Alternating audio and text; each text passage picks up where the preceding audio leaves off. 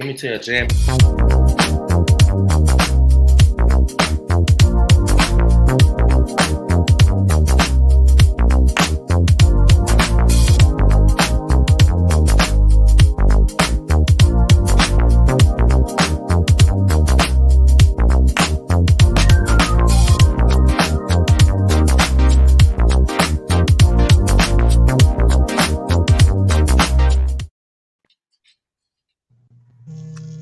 Good evening. Welcome, Hey, everyone. everybody. Welcome. Monte, Miss Karen, Kim. Yes, ma'am. Yeah.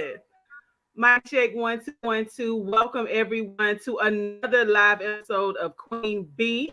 Queen B is a part of She's Ready, which is an HIV prevention program being brought to you by Selma Air, the Ending the HIV Transmission Epidemic of Alabama, and the Alabama Department of Public Health. Queen B is the brainchild of the wonderful, the esteemed Monte Hammon. Monte, come on and welcome yourself to the. Okay, come on, Bo.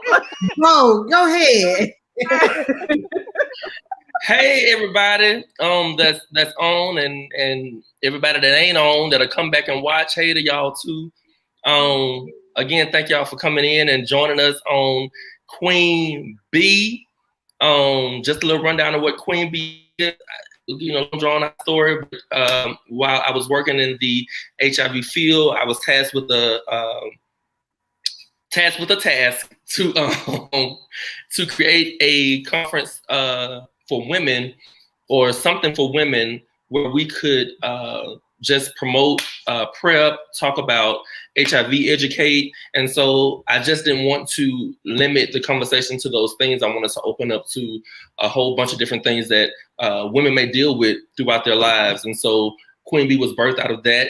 And I had my wonderful sister now, Kim, at the very first Queen B, and she is stuck like glue. She ain't going nowhere. And then that doggone Lydia, after I matriculated on and moved on to a bigger city, and I'm in Atlanta now working at a good school here. And Lydia reached out to me and said we should start Queen B up. And so she stuck like glue too. She ain't going nowhere. And so here we are with Queen B virtually, and we do something once a month with different topics, different speakers. And today we have my auntie. She was my co-worker. She my enemy, depending on the time of the day. I love her most of the 24 hours out of a day. But none other than Karen Carr. She's with us today, and she is phenomenal. The topic that we're going to be talking about today is a topic that I actually heard Karen talk about when she came to the job where I worked to present on some things to some of our clients. And it was just phenomenal. And so I wanted her to come on and just share some insight of some of the things that she talked about at that conference. So we're here. And Lydia, I'm going to give it back to you because I'm still trying to get my brain and stuff together. All right. Well, again, thank you everyone for tuning in. We want to make sure that we keep you mindful of the fact that we air every single third Tuesday of the month, third Tuesday, okay? Mark your calendar. Every single month, we come to you live with Queen B. We are so glad to have you viewing, but we want to make sure that you share this video. So, friend, share it with a friend, right? Tag folks you know, and this is a live interactive show. So, Miss Turner is here, Miss Moon is here, Miss Chatmon is here, and Mr. Hammon is here. We are all here to answer any questions you may have about HIV. We're going to talk about, though, this topic, this thing called the unnecessary. There's a song that Karen, we were talking before we went live, that feeds into the theme for tonight. Bag Lady. Mm-hmm. How many of the ladies out here watching right now can relate to carrying too much stuff? Right? All the time. Listen. Listen. Yes. Let me just give the first verse to those lyrics. All right? I ain't gonna sing it because I don't want y'all to melt down in front of your husband and boyfriend and stuff. So I'm gonna just talk the lyrics to you. All right. So, bag lady, you gonna hurt your back. dragging all them bags like that. I guess nobody ever told you all you must hold on to is you. And she commanded at the end, is you, ooh, ooh. That's Ain't right. that the truth? Well, I'll give y'all a little backstory about my perspective on the bag lady. Um, so, and I'll just be very transparent, and I hope that me sharing my story will help someone else along the way. But I was incarcerated for a period of time of about 5 years, and grateful to say that I've been home now about 17 years. And I had the pleasure and the opportunity once I was released to go back into the prisons and work with the women at Julia Tutwiler Prison and Birmingham Work Release and Montgomery Work Release here in Alabama. And so I had listened to Erica Badu long time ago, like we all had, but I never really listened to the words to the song. And one day I just really just listened to the words, and like the light just came on, like really, she is really not talking about physical bags.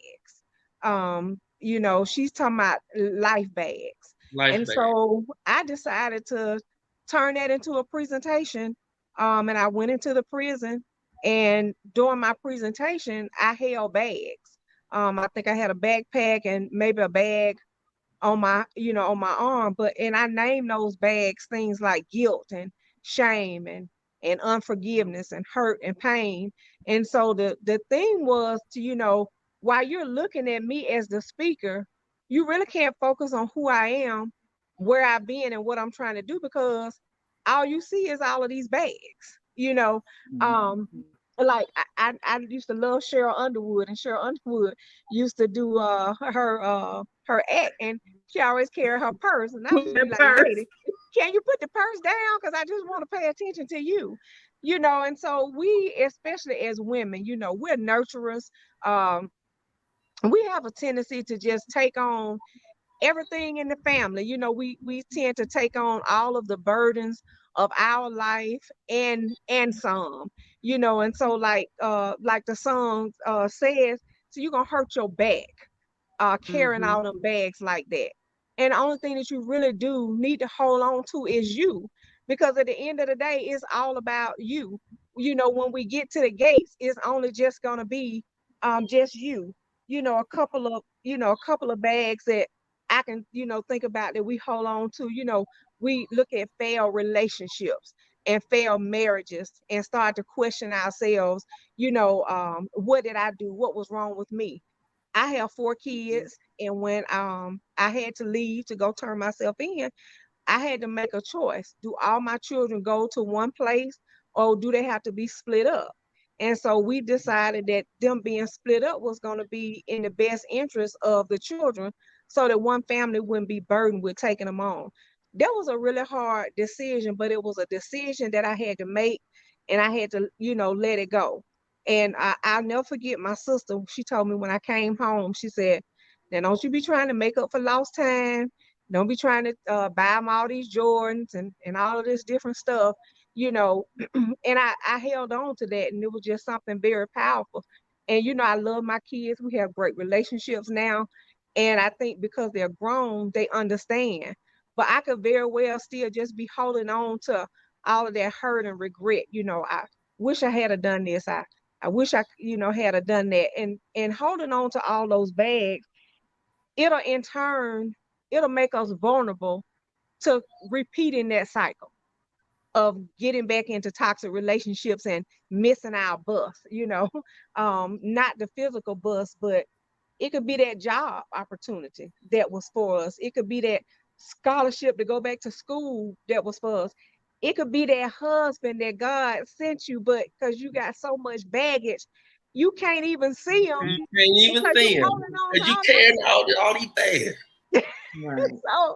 So ladies, we don't want to miss our bus. It is very hard, but when I first came home, and I would tell people, and then when I was talking with the individuals who were living with HIV, I said, healing is a process for everybody, and sharing your story in due time is a process for everybody. Right. But sharing is healing. And when you begin to let those bags go, then you're releasing something. And the more you release, the more peace you can find. I tell people all the time, I say, I don't care who knows that I've been incarcerated, because if they want to hold on to that baggage, that's them. I'm free of that. I'm free of that guilt and shame. That's been over 20 years ago.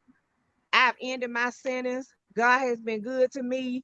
I got a good job. I've had an opportunity to work in the school system with state departments, where I am now in a supportive capacity for outreach with MAO. I mean, it's just, if I was to hold on to all that stuff, I wouldn't be where I am, today.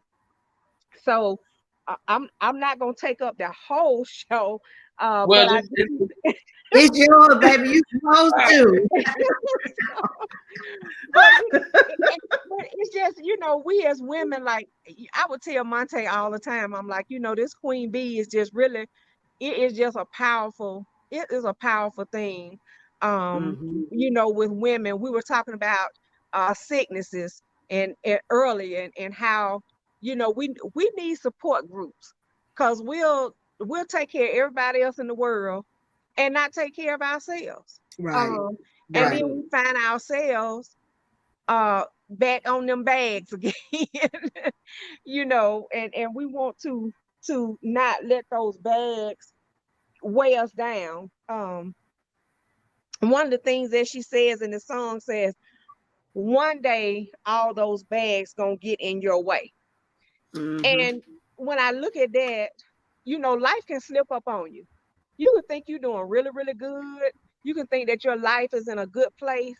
And you can have one situation to bring about the reality that, you know what? I'm still holding on to this stuff. I have got to I can't move forward. I got to let this stuff go. Now, have I released every bag in my life? No, because I'm not perfect, but I'm always learning. And when you're helping other people heal, that helps you heal. And then you can take time and reevaluate yourself and your situation, and look at you. Like I just told someone yesterday, I said,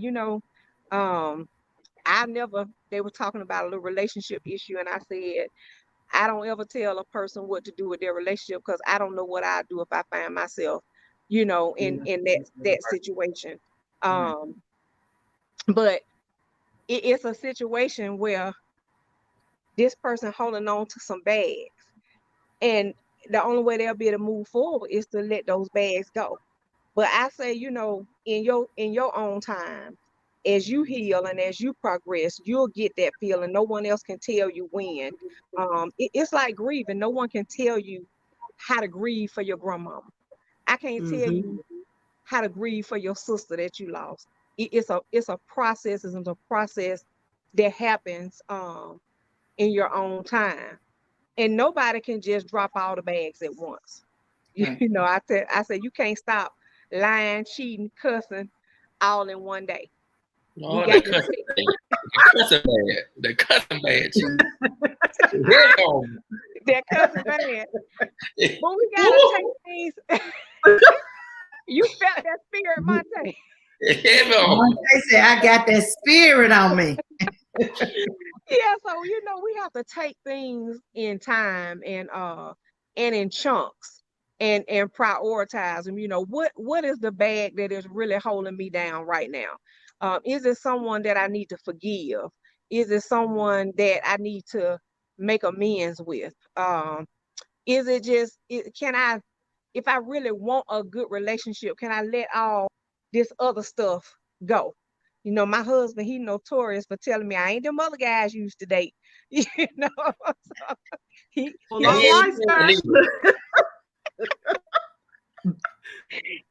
let me know. Yeah.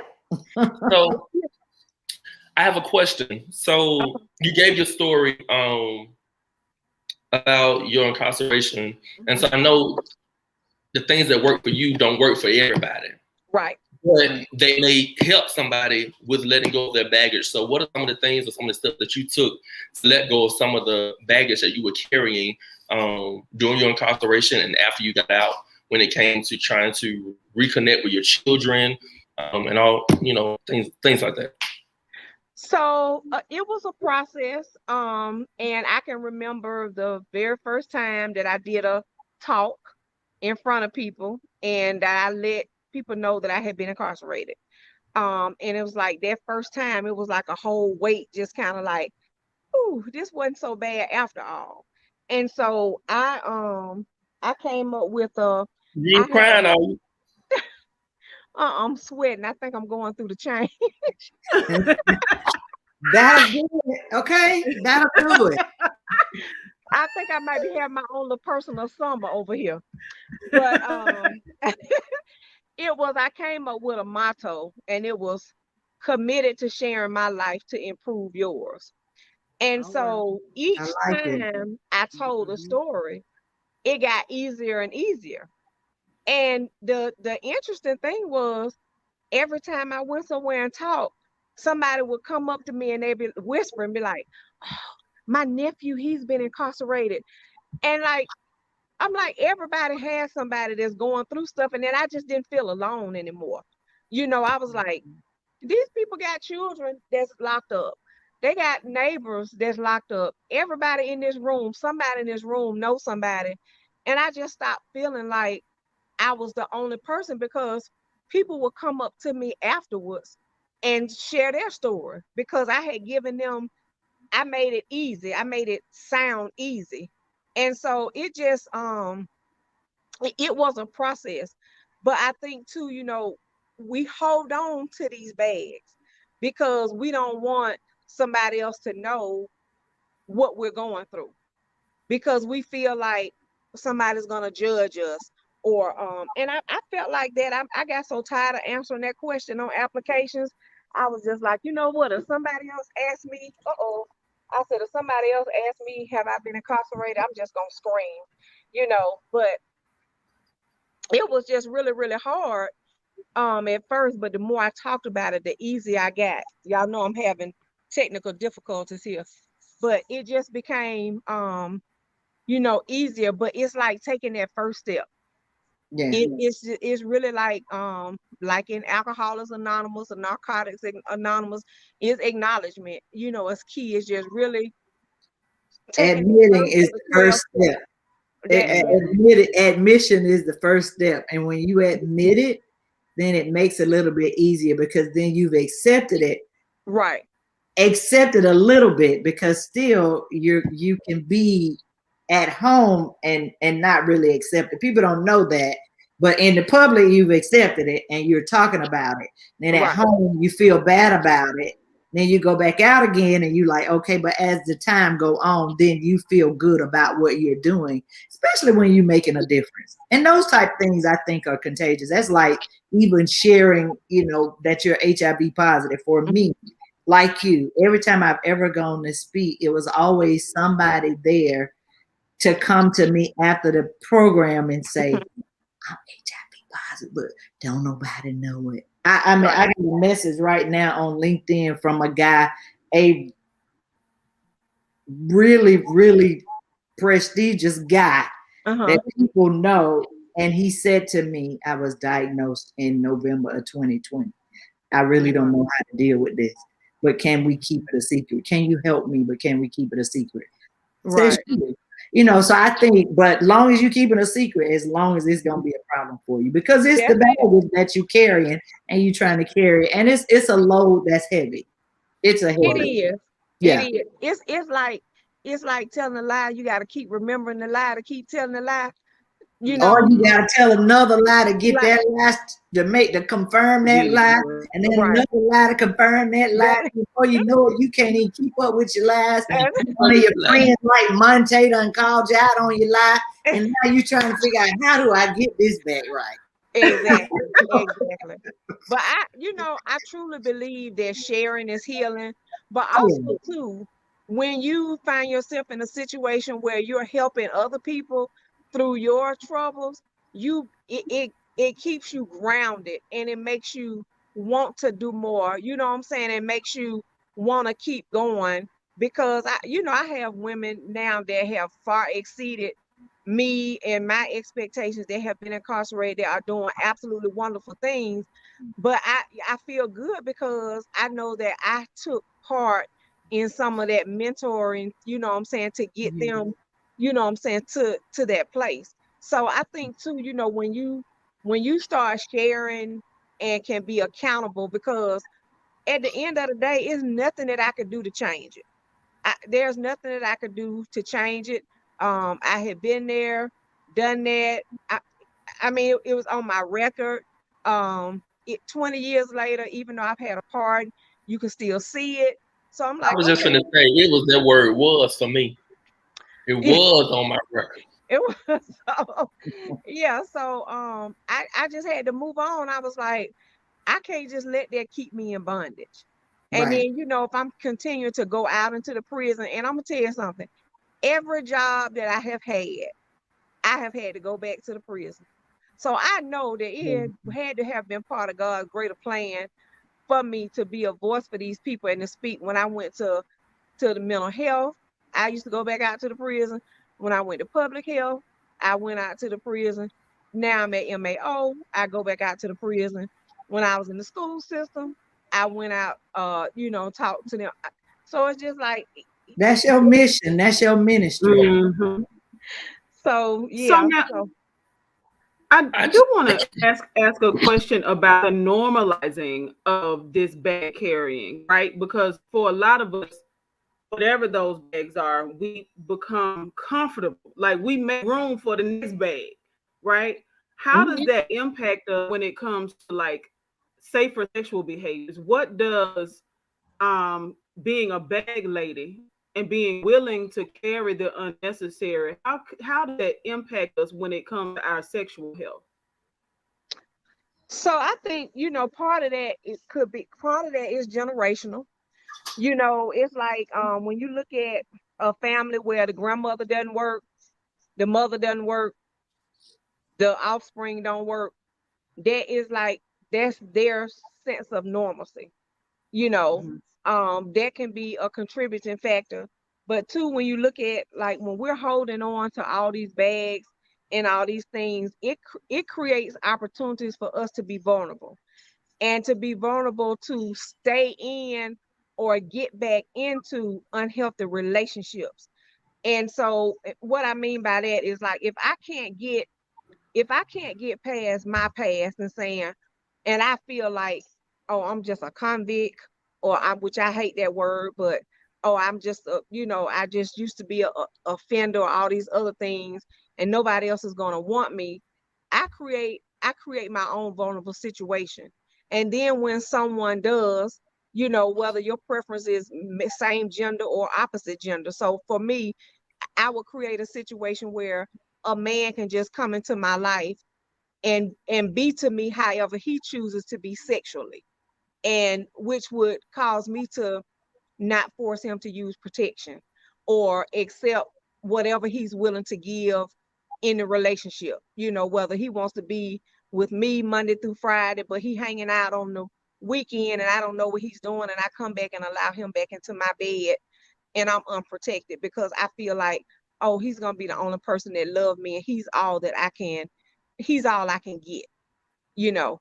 So that can be a contributing factor. And again, like, generations, generations create normal behaviors. Like, that's what sometimes people get used to living a certain way, and that becomes their normal. You know, it's not a big deal that the lights are cut off every other month, because that's that's what happens in their life, and they become used to it, and they That's become for It's real. the accustomed to it. saying, you are who you hang around. So if it's what you're used to seeing, then that's all you know.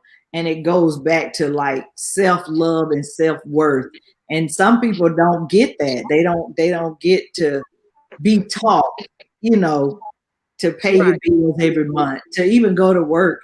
Everybody not taught that. Everybody right, taught not to steal, not to kill, not to, you know what I'm saying? So Right. you go by what you were taught, how you were raised. And when you decide you want to come out of it, or when you connect with some people who are not where you are, then you try to come out of it. You know what? You see a difference. But if you don't ever see a difference in what you're doing, meaning like if I'm around a lot of pole dancers and a lot of strippers and a lot of people that got a lot of different, I'm P Valley, you know, got a lot of sex partners and got a lot going on. And guess what? I'm going to do that as well. And until I connect with somebody else that's not doing that to show me a different way, whether they ever open their mouth or not, I just see a difference. Right. I'm never going to do different or even want different, because this is all I see. This is where I come from, and this is what I see, and this is the way. Right. And, you know, even if you look at, you know, social media, if you look at how some of the parents allow the little girls to pose, you know, they let them wear the same style clothes. They're doing photo shoots at young ages. And the children, it's like, what are they going to have to expect? So it's like, that is going to them, that's normal. You know what I'm saying? This is my normal way of life. So when they get older, what is going to be the expectation beyond what their normal is? And like what this generation is creating, you know, little babies with gold chains and earrings in their ear, and, you know, all of these things. So it's like, again, it's like that, you know, parents and caregivers, they're creating the normal for these kids. And then when they grow up, you know, what else can you give them? So I'm fearful to see what the normal is going to be when they get out my age or your age, because their normal now is what my normal was. You know, when I reached my age, I couldn't have earrings and all that stuff when I was at my mama's house. And matter of fact, when she dropped me off at college up at A&M, the next day I went and got my ears pierced. and when I went home, you know what she said to me? What? That's cute. She amened it. Just ask the question: do you think social media added an extra layer to this? Of course it did. And I was going to say something about that too. I was looking at my roommate and we were sitting on the sofa last night, and I was looking at something on TV, Times 100 most influential people, and they had Britney Spears up. So I said, did she go crazy? How she influential? So I went to her social media page, and the elevator, it didn't go all the way up. And, you know, people look up to celebrities and people that are in the spotlight and all that stuff, when in all actuality, these people are carrying these baggages or bags that we're talking about. And normalizing them. They normalize the bag carriers. And normalizing them as if to say, you know, when you can literally build an entire career off of a sex act that you did willfully on tape, you know, that's a bag that you're carrying, but you now try to flip into something positive and normalize it for our children. I want to stay kind of focused on this, because are we now, especially as Black women and Black families, are we forcing bags onto our children because of what we allow? Like when we see, like I watched it, I think it might have been on TikTok, this lady who was like beating her child. I think the lady eventually got arrested, but beating her child for being gay. Post that she made about, you know, she was like twerking and she was a little girl. And so the concern though, the question I had was, well, where did she get it from? Right. Because as it turns out, if you keep following people, like I will Google anything, like I literally like follow. I want to dig. I want to verify what's going on here. If you are on the pole at the age of 16, 18, 21, and stay there for a long time, you are out in the club and at home twerking, and then we see the baby starting to do the same thing. Are we shocked that the baby has not picked up our bag? Are we truly shocked? Are we shocked that our children, our young girls, are exposed to Uncle Tom, Uncle Dick, Uncle Harry, and then we start to see this line of young men in middle school and high school? Are we shocked? Are we in denial about the bags? Right. Right. It's like we're creating bags now for them to carry later. You know, things that they should not be exposed to, and that could possibly cause some trauma, later on in life, and like you say, especially with, our young girls, I see it all the time. It's like, when did it become okay to come out full-fledged in your pajamas, house slippers, bonnets? I mean, when did that become okay? That's a bag. That's a trash bag. That's annoying to me. But if you are in the store like that with your mom, your mom is gonna be your most influential person, truly. Mm-hmm. You know what I'm saying? Who that female caregiver is really gonna be your most influential person. So I hate to interrupt you. It's okay. Our moms was our most influential. Today's moms ain't the most. They are, but it ain't the right way. Right. That's what I'm saying. Right. So we like, may if you see a child, microwave. When you see a child that's going in the store with her mom, that's looking like that, that's becoming normal to the child. Right. So even like when I worked in the school system, I give you an example. The kids will come not dressed in uniform, and I'd be like, well, why you don't have your right shoes on? They be like, well, this was what my mama bought me. I said, well, you tell your mama that Miss Carr said she ain't buy you the right uniform. You want me to tell my mama that? I sure do. Because your mama was wrong from the start, buying you the wrong thing. And so they saying, well, if my mama bought it, then it's okay. Right. So, this generation is creating baggage for their children to carry on. Unnecessary baggage. Unnecessary. Keyword out. Yeah. Unnecessary baggage. Right.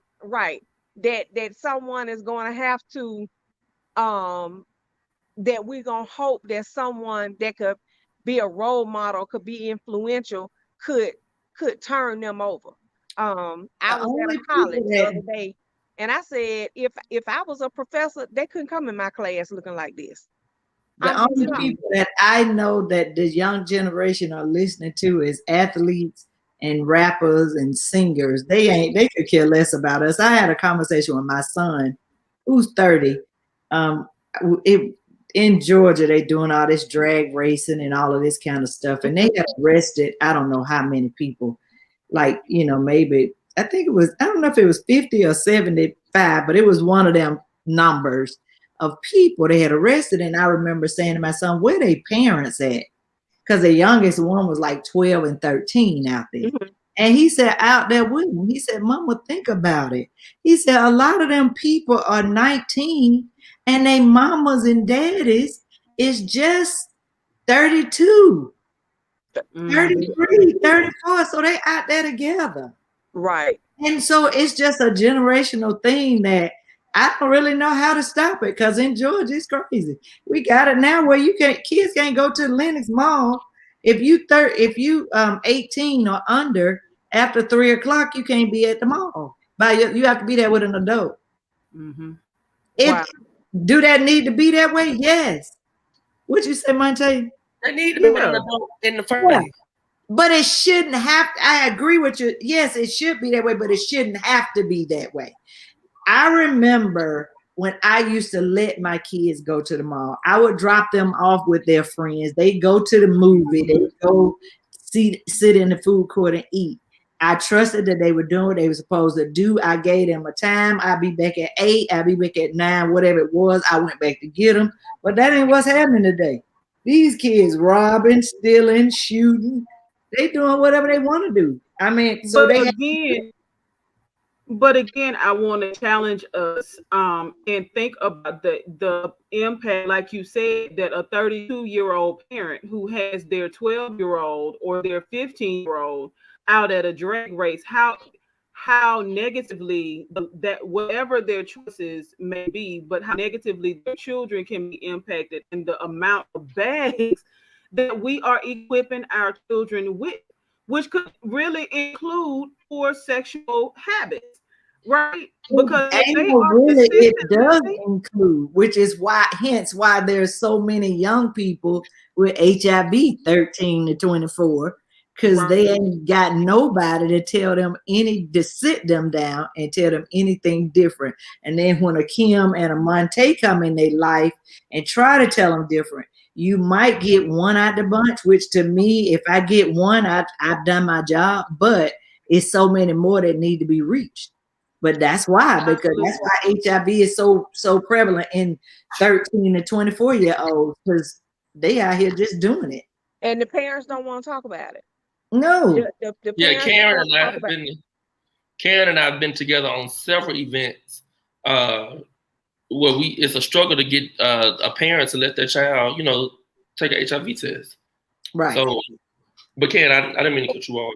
No, it's okay. But just trying to get parents to even talk about it. I mean, it's like you don't want to talk about it, but you're the same parent walking around like, half dressed in front of your sons and their friends, or they don't want to, you don't want to think about your child doing it, per se. But and it is, and even like with older people, I run into people and say, oh, I got a grandson, but I'm gonna let his mama talk to them about it.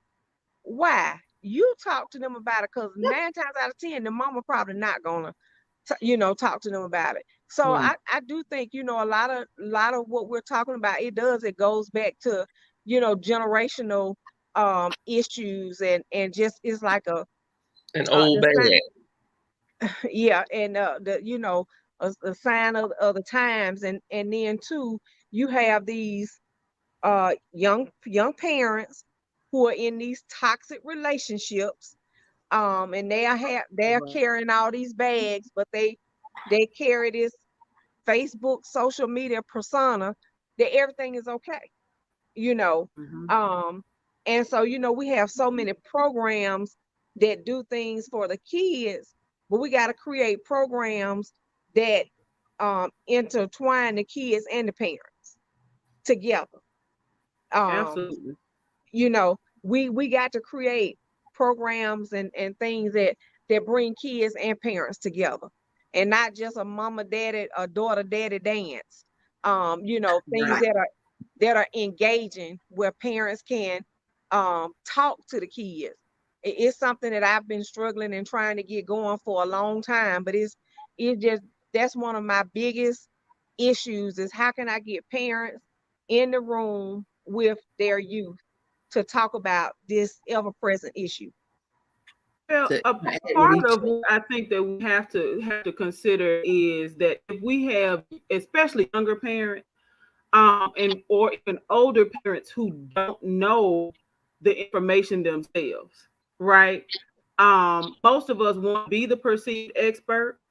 Don't necessarily want our children to be able to challenge us, and say, no, that's not right. But if you don't know, like I literally was in a conversation with a young lady who had a child. She's in her 30s, and I believe she's in her 30s. I'm estimating that she's in her 30s, but the young lady did not know that you have sex and you urinate out of different spaces within your feminine area. And it's problematic because that means that as that child, right, grows older, she can't equip that little girl with what to do about a menstrual cycle and tell her where it comes from and why it exists.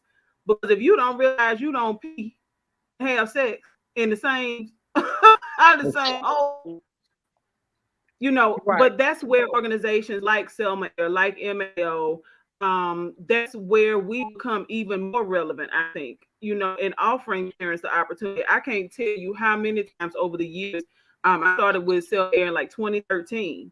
And I cannot tell you how many times over the years that I've literally sat in the room with parents, giving them conversation starters, right? Talking through with them the facts of HIV so that they could then carry that information. But the big and most scary thing, the bag that we of shame of not knowing, yeah, we can easily drop that bag if we work together. Like we literally can drop that bag right on the ground, not put it, a garbage bag. I know, I know Monte said it to be a joke.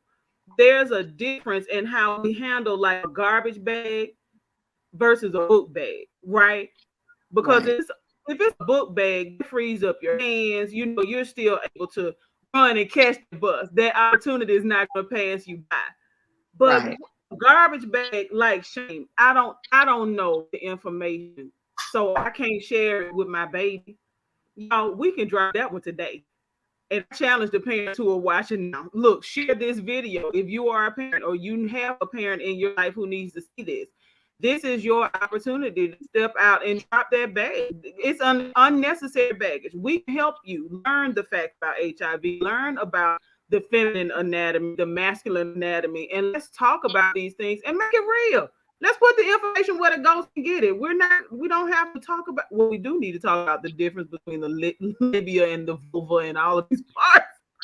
Right. But, we want to make it so people understand it.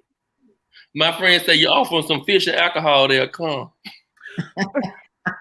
And then you know what? You come vote too. Look, I'm from the historic city of Selma, Alabama, and there's this thing called fish and beer. You get your fish and your beer for your absentee ballot. Come on now. Don't act like you're a stranger to it. It may be barbecue and beer, but I understand what Constable is saying. So I just wanted to go back to what I think Karen said. Sharing is also healing. Is that what you said? Mm-hmm. Okay, sharing is also healing and it's education. Yes. I just wanted to add that little piece in there because you gave your story about your incarceration, and you don't look like what prison looks like. And Kim gave her story and part of her story, and people have this look in their mind of what HIV looks like, and baby, movie star. And that I'm glad you said that too, Monte, because that's one thing that I would hear all the time. It's like people say, well, you don't look like you've been incarcerated, and there's no look. And it's just like HIV has no look. And so, when we're out, talking and sharing this information, we gotta let people know that you're not looking for a look. There is no look. When I worked at the STD clinic, I tell people a shower and an STD ain't got nothing in common. It don't have nothing to do with it. People say, well, they look clean. I don't care what they look like. Right. You can't look at someone and say, oh, well, he take a shower every day. They don't have gonorrhea. You don't know what type of sexual lifestyle this person is looking at. Be the cleanest, sharpest dude we know. Listen, and that's why walking around, burning people up, setting the world on fire. Yes. Kim smell good. She can be. Right. She dumb dude back there, baby. Just as fine as she can be. Right. Yep. And I want to share this. I know we're getting close to time to close, but as sisters, we got to support each other. And we have to be willing to listen to each other, because we all carry so many bags. And you sit there and you say, one day somebody was here and the next day they were gone, and you like, but I was just talking to them and they seemed like everything was fine, because people are so afraid that you're gonna judge them. I just happened to be talking to someone, and we just recently met, and she's like, we really do have a lot in common. And sometimes, we just are so afraid to be transparent with people. But it's like, you have not because you ask not. And sometimes it just be that talk is that healing balm that you need to help you get rid of and release the baggage. And we gotta not be afraid to talk to our sisters, and we gotta not be afraid to listen and keep a secret. Right. And support our sisters and help people get help along the way, and not go take it all the way, down the street, and help other people be able to release those bags so that they can get some peace, in their life, because the bags are real. The bags are real, and a lot of us will miss our buses in life, because we can't move fast enough to get on it, because we got all these bags weighing us down. And we as sisters got to help each other remove and relieve ourselves of all that unnecessary baggage. Right. I Agreed. appreciate you for saying that. I do want to add in a shameless plug in this moment, because just as we were talking about the need for the support group when we first came on, talking about our health, that's exactly what Queen B, being a part of the HIV prevention effort called She's Ready, which is based at Selma Air. That's exactly what we are serving as, is a support group, a network of women. So if you have a group of friends, sister girl that you go hang out at the bar with, I want to encourage you, those folks who are viewing, y'all reach out to us at Selma Air. We'd love to have you be a part of a group. And it's literally your friends. So it doesn't have to be women that you don't know. So if there are 5 of you all who go to church together, if there are 5 of you all who are in the same law school class, or if it's 10 of y'all that go to the club every weekend, right? We want all of us to work together, just as Karen said, to share our stories, to learn how to talk about and release these bags. Because if we don't, y'all, women between the ages of 25 and 50, Black women between the ages of 25 and 50 are that sandwich generation, carrying those bags that Karen was talking about. We are raising kids. We are the ones who are caring for elders, potentially caring for loved ones who are in our homes or in other spaces. We are the ones who are working, chances are. We're also the ones who are trying to date, right? And having all of these things going on can be perplexing, it can be stressful, and we want She's Ready to be a space for women to network and to shift the conversation. We don't have to talk about what Sister Girl had on and how people look and what, who did what with who. We're not talking about Deacon Johnson.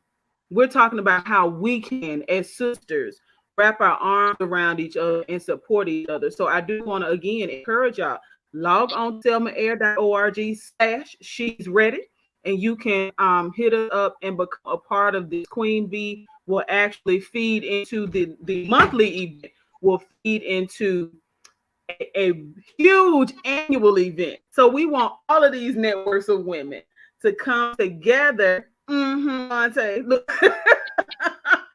He's added again, y'all. With yes, come on, drink to that. Look. So we want to have a really, really great time building network, communicating with each other, and supporting each other all the way to sexual wellness.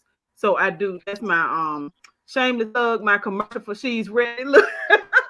But seriously, if you want to join, just hit us up at Selma Air.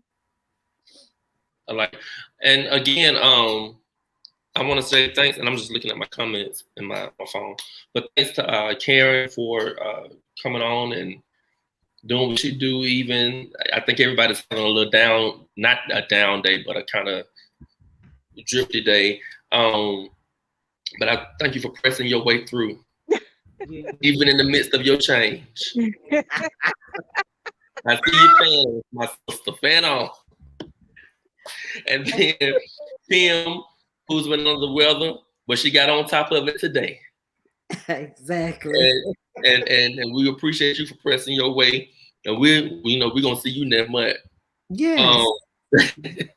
And so I wanted to open it up for those viewing. If you have any questions or any comments or anything you wanted to ask any of us, type those comments in. We watching. We're open people, and we'll definitely answer to the best of our ability. So have at it, and then share, like, tag, and share this video. Even though we're almost at the end, we're ready to end because Karen, I don't know if y'all can see behind her, but I'm gonna put this plug in for her for free. You ain't got to pay me for the Karen this time. But if y'all lean to the side, just lean to the side. Okay, y'all see that? Those of you that are getting ready to walk down the aisle in your short dress, your long dress, your tight dress, or your big dress, we want you to contact Karen. Karen is an event planner. She is an amazing decorator. I mean, she will set any event on fire with her skill, her talent, and her creativity. So y'all reach out to her. She is currently sitting at My Place Event Center in Montgomery. Am I right? Yes. Okay, tell Will he gonna have to pay me for that plug right there. Okay, I will definitely let him know. So yeah, y'all reach out to her. And again, thank both of you and Kim for being vulnerable and open to share your life stories with us. Guys, we do not ask them or pay them to come and share their stories. And so if you are having an event and you invite them, don't look for them to just come and open up and share their stories with them. Okay, have your checkbook there. Monte, you a mess. Thank you so much for having me. Kim, blessings and prayers upon you. You too, darling. Myself as well. And Lydia, we'll definitely have to connect. We're too close to not be connected. And Monte, I'm always connected with you. Don't call me tonight. Do not call me. Listen. And I guess, Kim, when I come to Georgia, I have to meet you in person. That's right. You come on. Or when I come to Alabama, I have to meet you. Okay. All right. And again, big shout out to Selma Air for letting Queen Bee use this platform where she's ready. Lydia, my girl. Yeah. Big and better things are ahead. So again, we want to just encourage everyone who has been tuned in and listening and watching and hoping and praying and trying to find the space for release. Let this be your moment to drop at least one bag, right? Just one. Like Karen said, you can drop them all at one time. We can't get rid of smoking and drinking and cussing and bonnets all in one day. Exactly. So maybe we gonna pull the bonnet off today. Okay. Right. And we're gonna commit to not going outside in bonnet. All right. Let's drop that bag, y'all. We will look forward to seeing you next month. Again, every third Tuesday of the month. Join us here live for Queen Bee. All right. Y'all have a great evening. And so let's be baggage free. Baggage free. That's right. Yeah. All right. Y'all have a great evening. And thanks for everybody that tuned in. Thank you. Don't have yet, Karen. Okay.